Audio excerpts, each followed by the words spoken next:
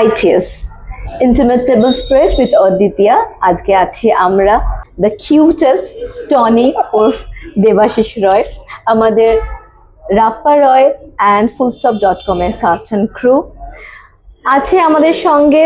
Intimate table spread, যেখানটা আমরা খাবো, আড্ডা করব, গল্প করব আরবান তারকাতে। তুমি আগে বলো তোমার এই কমপ্লিট এক্সপিরিয়েন্স কেমন ছিল আমাদের রাপ্পা রয় অ্যান্ড fullstop.com এ? ব্রিলিয়েন্ট। প্রথমত ব্রিলিয়েন্ট, তার কারণ আমি প্রথম তো রাপ্পা পরি যখন আমাকে সিলেক্ট করা হয় এই ছবিটার জন্য, তারপর কিন্তু তার আগে থেকে আমি শুনেছিলাম যে রাপ্পার যে ক্রেজ বা রাপ্পার যে জনপ্রিয়তা, সুযোগ বন্দ্যোপাধ্যায়ের লেখা একটি বিখ্যাত কমিক্স রাপ্পা রায়, যেটা আনন্দমেলায় প্রায় নিয়মিত বেরোতো এবং প্রচুর পাঠক আছে যারা 20 বছর ধরে, 20 বছর ধরে, 2 ডিকেডস অলমোস্ট। তো আর আমি এটাও শুনেছিলাম যে এই রাপ্পা তো একটা যদি কমিক্স হয় তাহলে এই যে 3-4টে চরিত্র, যেমন রাপ্পা, টনি, ডলফিন এবং রাপ্পার বাবা শঙ্কর, এগুলো হচ্ছে পাঠকদের কাছে একদম মানে স্টার লেভেল ক্যারেক্টার আর কি, লিড ক্যারেক্টার, একদম লিড ক্যারেক্টার। এবং এগুলো ততটাই প্রিয় বাঙালি পাঠকদের কাছে যতটা টেনিদা, বাটুল দি গ্রেট বা ইত্যাদি ইত্যাদি যেসব কমিক ক্যারেক্টার গুলো আছে, নন্টে ফন্টে ইত্যাদি। তো আমার টনি করতে গিয়ে যেটা সব থেকে বেশি ভালো লেগেছে যে টনির মধ্যে আমি কোথাও গিয়ে নিজেকে খুঁজে পেয়েছি। কারণ এখানে এতগুলো খাবার রাখা আছে আর আমি মাঝে মাঝে ভাবছি যে কতক্ষণে আমি জাস্ট মানে একটু সময় হবে আর আমি একটুখানি এই কাবাব দিয়ে আরম্ভ হয়ে যাক। কারণ টনির মনে হয় ফেভারিট জিনিস হলো খাওয়া, সিনেমা। হ্যাঁ, টনির খাওয়া আর সিনেমা বানানো। আচ্ছা, আমি জিজ্ঞাসা করতে চাইছি যে আমাদের 90s এর কিডসরা সবসময় খুব স্ট্র্যাটেজিক প্যারেন্টস ছিলাম। মানে আমাদের মা বাবারা তুমি জন্মালেই বলে দেবে যে তুমি ডাক্তার হবে, না হলে গভর্নমেন্ট সার্ভিসের জন্য ইঞ্জিনিয়ার হও, গভর্নমেন্ট সার্ভিসের জন্য প্রিপারেশন করো।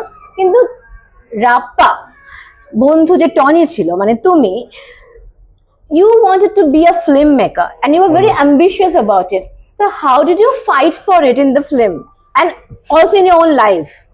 দেখো, রিয়েল লাইফে একটা কথা সত্যি কথা বলি যে আমার বাবা মা, আমি ক্লাস 8-এ রত্নাকর নর্থ পয়েন্ট স্কুলে যখন পড়তাম, তখন আমি একটা ইংলিশ প্লে, ওই ক্রিসমাস প্লে গুলো হয়, তো সেখানে সান্টা ক্লজের ভূমিকায় অভিনয় করেছিলাম। আচ্ছা। এবং তারপরে আমার মাথার মধ্যে বসে গেছিল 2007 সাল, class 8, just 3 years before my ICSE. That very time the seeds of acting has been implanted inside my head, and that day I took an oath that if I be something in future, then I will be an actor. And today also, just 3 days before the release, while I'm giving this interview with you, I would like to say that I want to die as an actor, I want to be as an actor. এবং মানে যেটা সব থেকে বেশি important বিষয় যে আমার বাবা মা আমাকে কমপ্লিট সাপোর্ট করেছে। আমি আমার বাবা মা এবং আমার কাকিমা কাম্মার কাছ থেকে বিরাট ভাবে সাপোর্ট পেয়েছি এবং কখনোই তারা আমাকে একবারও বলেনি যে ডাক্তার হ, ইঞ্জিনিয়ার হ।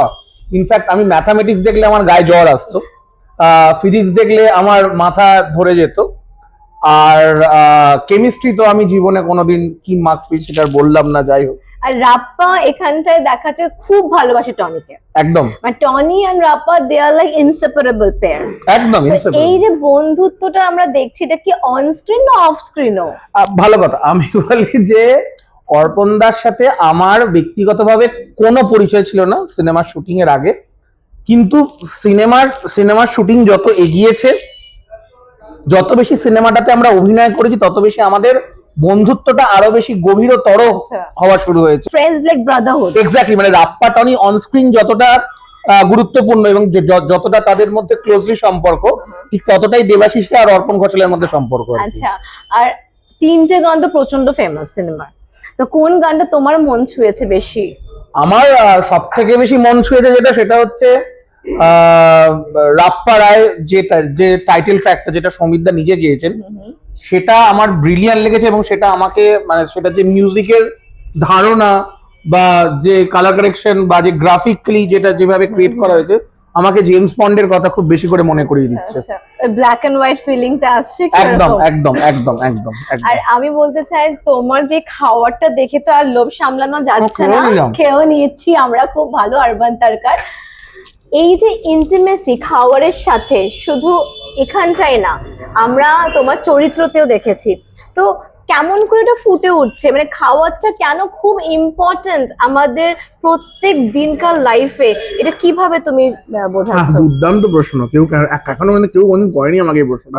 সবাই বলে খেও না, হ্যাঁ সবাই বলে খেও না ডায়েট করো। আমি একদম শুনি না, প্রচুর খাই, দেখি বোঝা যাচ্ছে। আমি বলছি এটা যদি টনির ভাষায় বলি, টনির ভাষায় যদি আমি না খাই তাহলে আমার মাথা খুলবে না। আচ্ছা। যদি বেশি করে না খাই তাহলে বেশি করে ভাবতে পারবো না, তাহলে সিনেমা বানানো হবে না।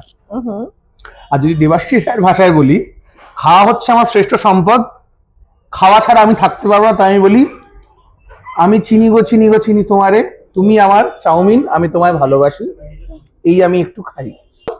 5 ডিসেম্বরে আর কোনো অপেক্ষা রয়েছে না, আমরা সবাই গিয়ে টেলিভিশনে দেখছি না বিগার স্ক্রিন। আর সবাইকে জানাচ্ছি will be a very big success, Thank you. a blockbuster at ITS Intimate Table Spread with Aditya in Urban Tarka.